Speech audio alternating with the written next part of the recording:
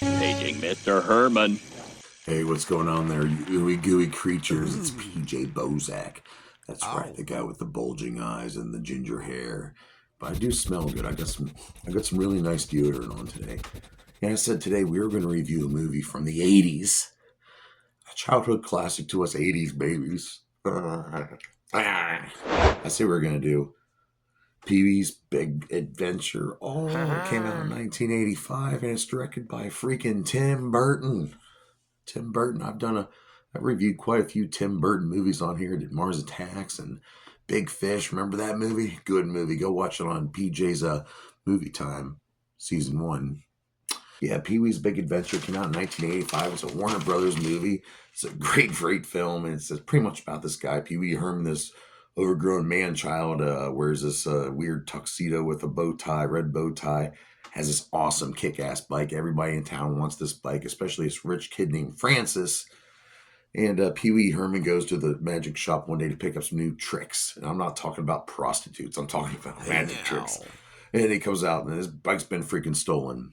This is based off a really old movie from 1948, an Italian movie called Bicycle Thieves, loosely based off of that. And Pee Wee Herman came out with this, on HBO. They had the Pee Wee Herman show. He's a little more adult back then. This is before he came on to have the big hit kids show, Pee Wee's Playhouse.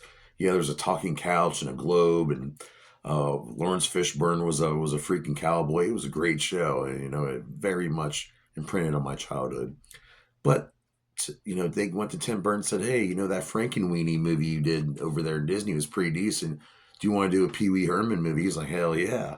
So they got together and Paul Reubens helped write the script along with Phil Hartman, who's up in heaven right now. I love the guy, Phil Hartman, great on SNL and in so many movies, and along with Michael Vorhol.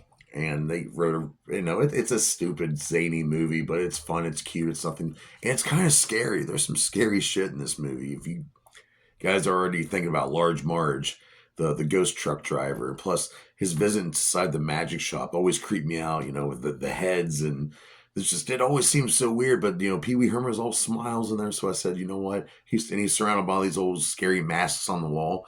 Maybe that's what helped bring me into the state of mind I have nowadays.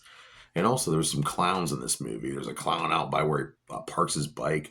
He has a nightmare about clowns, and they vaguely resemble some Violent J makeup. So I don't know. Maybe Violent J, did you get drunk one night, watch Pee Wee's Big Adventure, and maybe you had a dream later that night about the Carnival of Carnage? Maybe it was based off these clowns, dude.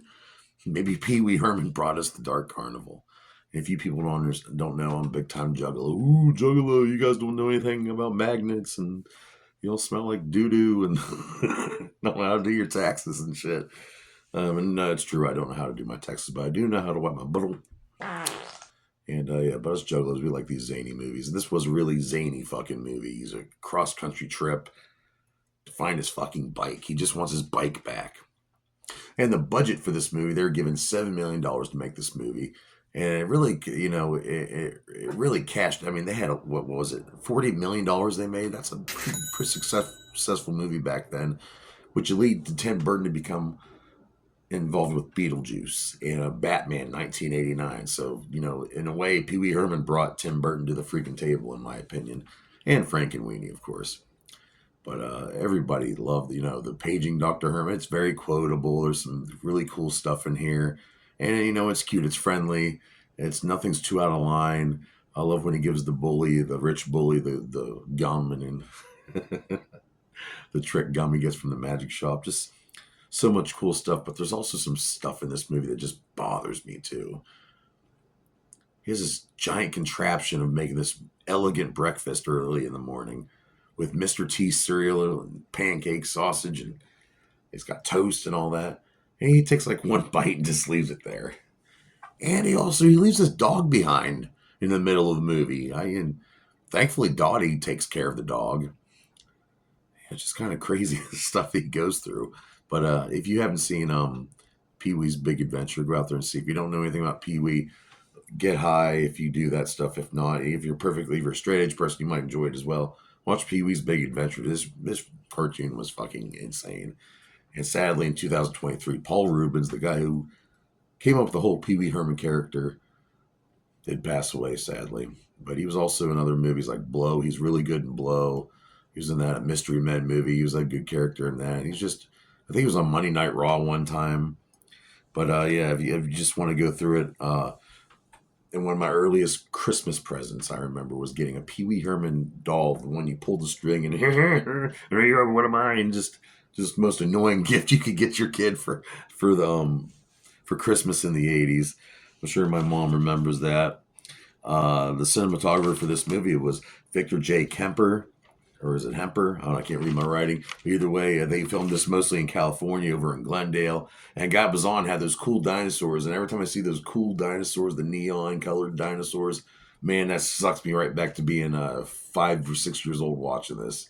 Such a good movie.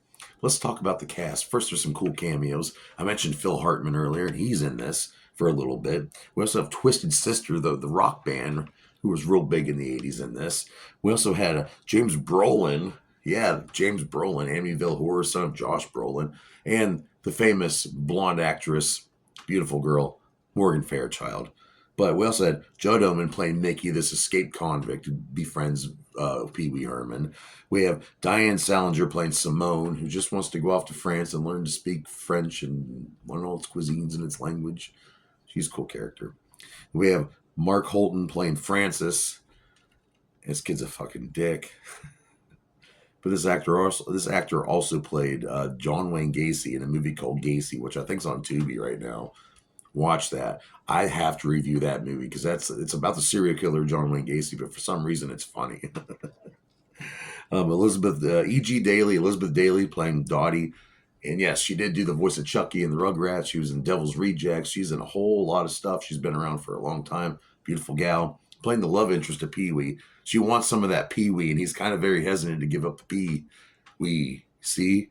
And then we have Paul Rubens playing Pee Wee Herman. Sadly died in 2023. Rest in power. And the success of this movie would get a sequel called Big Top Pee Wee in 1988. And years later in 2016, we get Pee Wee's Big Holiday in 2016 on Netflix. I mentioned Large Marge earlier, the ghost trucker. Now, that freeze frame, that scary freeze frame that's embedded in all of our brains. Kyoto Brothers did that shit. Kyoto Brothers. I'm talking Killer Clowns from Outer Space, Kyoto Brothers. Critters. Those guys are the shit. I fucking love the Kyoto Brothers. And there was a Blu-ray release in 2011. There's some deleted scenes. And you get to hear some commentary with Paul Rubens and all that. And also the guy who did the score for this movie, who was just coming around and now he's a big hit name and he's buff. He's got bright red hair, even though he's almost 70. Danny freaking Elfman. I've mentioned him 1,000 times on the show before. He does a great score for this. And it's got some cool songs in there, you know, and Pee Wee's dancing on the bar. It's got some good stuff, folks. Really go see this movie. I think it's on Prime Video right now. I just bought it because I love it so much. And to this day, people still talk about Pee Wee's Big Adventure. Someone loses their bike, they're like, my bike! Ah! But what do I rate Pee Wee's Big Adventure from 1985? Since it's such a big part of my childhood, and it's Tim Burton, and it's just wild and zany and memorable, I'm going to give it a 4 out of 5 dog dicks.